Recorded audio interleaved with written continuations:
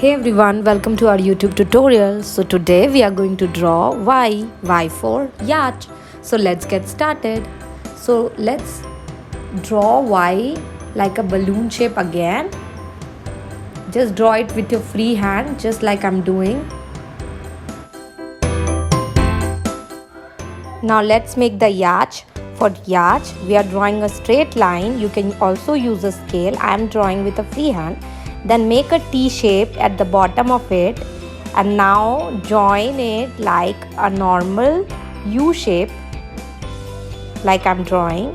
Now let's make the flag of the Yatch. Join the two ends like this and the other two ends like this, and make a small arc like this.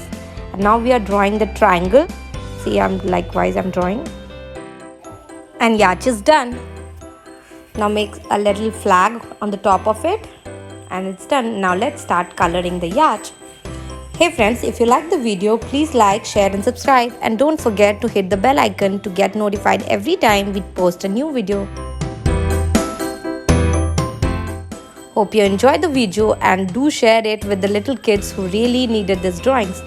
Thanks for watching.